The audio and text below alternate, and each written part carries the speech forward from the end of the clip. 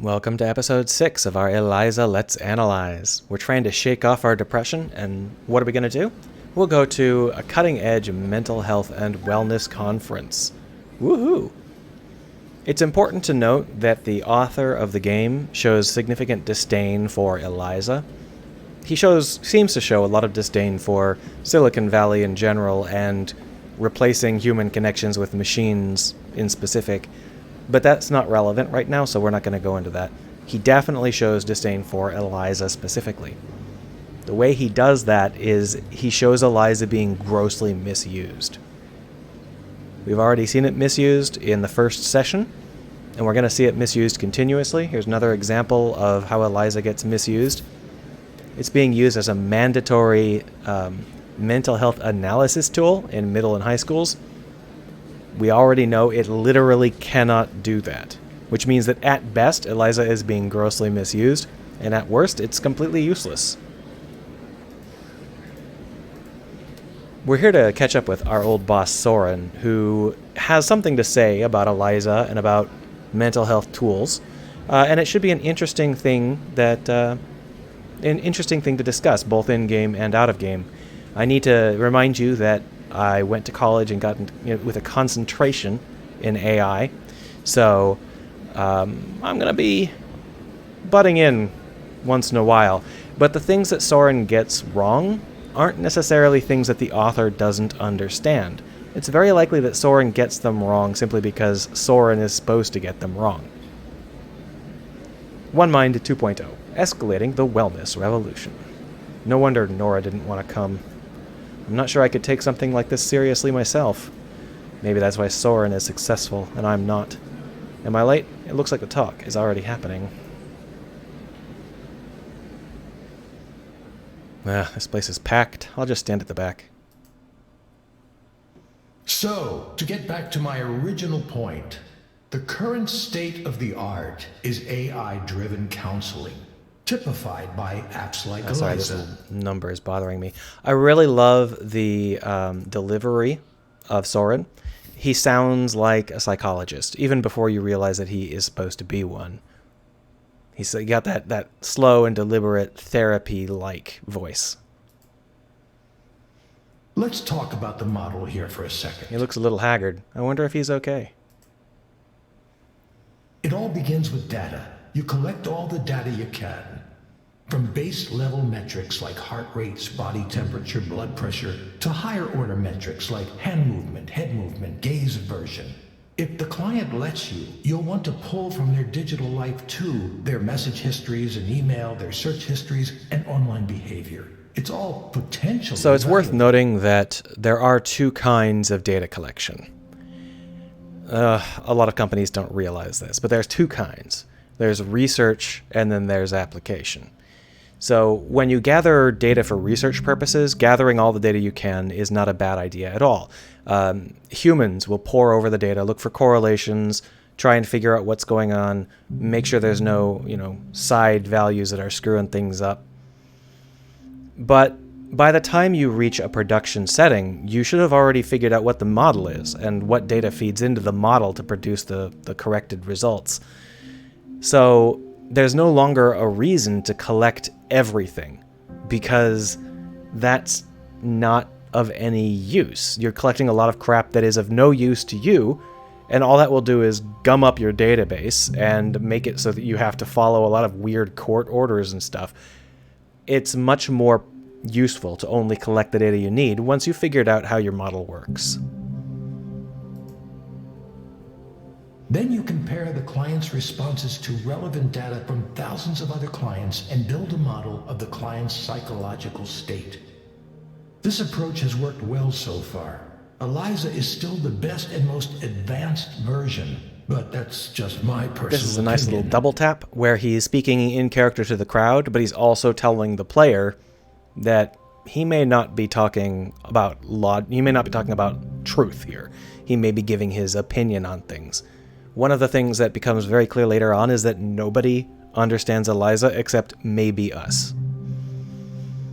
All of the stuff that you see from Eliza is, layers and hopeful stuff on top of a core asset that nobody understands.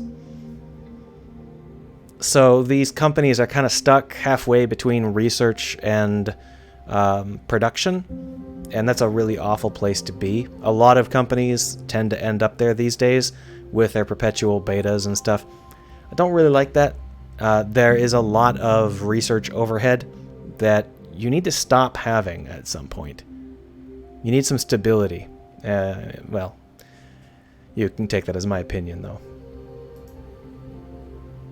For those of you who don't know, I was the team lead and chief psychologist for the Eliza project at Skanda for a number of years. Taking credit for all of it, I see. Now, even though this is a proven approach, there are two weaknesses I'm going to highlight. One is the data I was just talking about. You're completely dependent on that. Collect as much as you can, sure, but it's important to keep in mind that you can have all the data in the world and still not understand why things work the way they do. And that's important for us to know, because if we have something that works, but we're not sure why, then what do we actually understand about ourselves? The crucial step after data is the model. The data needs to be used to validate a model. If you can't make a model, you're finished.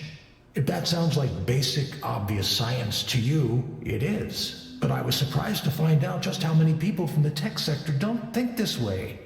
I suppose you don't need to understand why something works in order to make it into a product and sell it.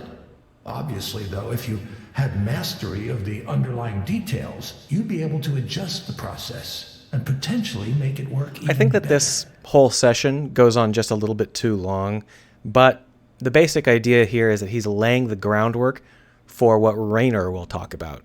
So nearly all of the conversations in this game are thinking one beat ahead. While they are doing whatever they're doing, they're also laying the groundwork for the next thing that's going to come up.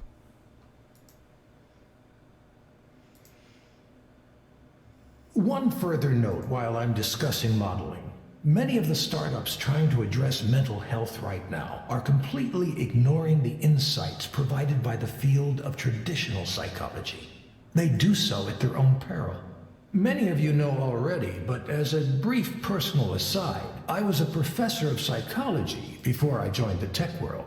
I'm continually stunned at how little the tech heads know or even care about the hundreds of years of psychological research that has gone on. If this in my sounds field. petty and off topic, it's because it's what Raynor is going to talk about. It's priming us to have something to talk about with Raynor. That's something I can talk about at length, perhaps another time. For now, I'll move on to the other weakness I mentioned. This is the real one, the big one. And this is why we're here. The text up until now has all been laying the groundwork for more conversations with other characters later. But this is Soren's meat right here, and it's also how it's the part of the game that he's responsible for. His interest is in treating. So we've got someone who is humanizing a company, someone who's dehumanizing a company. Here's someone who wants to help treat humans, help improve humans. You might think that that sounds like it's kind of off topic, except for Raynor has the exact opposite role. So we're going to discuss that in detail when Raynor comes up later, but the basic idea here is that all of these characters seem to come in pairs in this game. A system like Eliza can tell what's wrong with a client to a certain level of accuracy, but it doesn't quite know how to turn that into a comprehensive treatment plan. It can suggest therapeutic programs and activities, and soon it might even issue its own prescriptions without having to go through a doctor or a psychiatrist. Well, as long as the FDA continues to look upon us favorably. But those are blunt instruments compared to what I'm going to talk about next. Maybe this is it. Is he going where I think he is? Many of you know there's a technology still in its infancy called direct stimulation. For those of you who haven't heard of it, direct stimulation is a way of creating sensations within the brain with targeted electrical impulses. Imagine an augmented reality headset, but instead of working on your eyes, it stimulates the brain in such a way as to induce a specific dream. A spring meadow. So this is obviously sci-fi stuff, but that's fine. We're in a game. We can buy it. It's unclear at this point whether or not this actually exists in the game world, but we now know that Soren's interest is still in this disconnective methodology.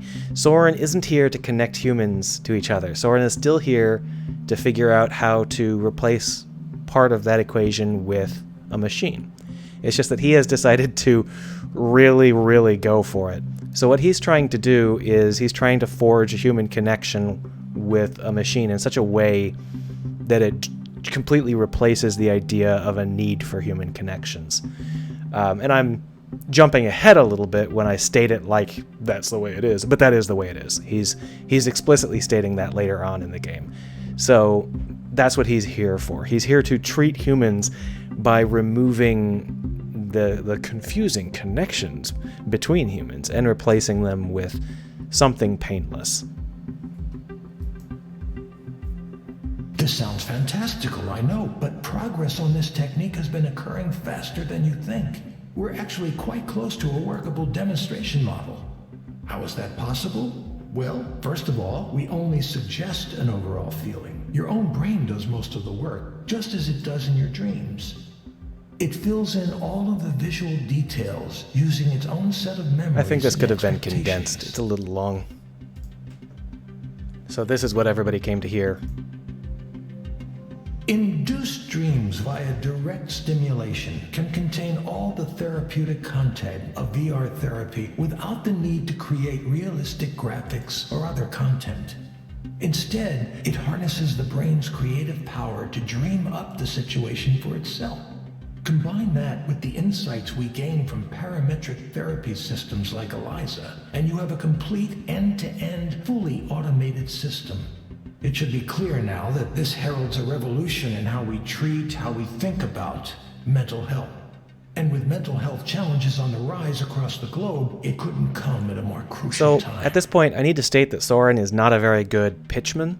I don't know whether this is on purpose or whether the writer just doesn't know how to make a good pitchman, but Soren's presentation is not ready. This is not on the level of a presentation you give to a crowded venue at a, $1,000 to attend conference. This is what you might pitch to like a couple of board members or investors. It's in order to pitch it to a bunch of people on a stage like this, you're going to need a lot more proof, a lot more meat. You're going to need to be a lot further along. The thing about this is he's already far enough along to do the presentations. In the game world, he actually has a working device. We see it, we experience it. I'm not sure why they decided to portray it as if he wasn't ready and might be a fraud. The writer kind of portrayed it like that when he's definitely not. I can only assume it's because the writer wants us to think that he might be a fraud, which I did, because he's presented in this kind of strangely fraudulent, limp way. So, that's why today, right here, I'm announcing Aponia, a new company to make induced dreaming a reality and end human suffering as we know it. Reminds me of a lot of science fiction stories where that goes horribly wrong, and here we are on the ground floor. I should note that I remain on good terms with Skanda. In fact, they're a minority investor in this new venture. But still, I'm very much going my own way on this. It's no secret that Raynor and I don't always agree, and that's why we mutually decided I should pursue this paradigm shift on my own. As for details on the venture itself, I don't have anything specific to announce at this time other than that the technology is real and working in prototype form already. Now, maybe there was no part of the presentation that was using that because they didn't want to draw more assets or something, but in any real presentation, there would have been at least 5 minutes of movies and screenshots and people talking about what they experienced. This idea that he can just kind of be like, oh yeah, trust me, that's nonsense. But you can be sure to hear more from me on that soon. Thank you. As Soren finishes up, people hold up their phones to take photos and video. This feels more like a press conference than a talk. Yeah, no kidding. Now, I can take a very limited number of audience questions. The crowd starts to surge towards him. He's going to be mobbed. My plan to find him after the talk is not going to work. I need to get out of here. Ugh, I don't know what I was thinking coming to this. Well, now that it's come to this, it's time for us to stop this particular episode. We're going to start at the next episode right here. Thanks for your time.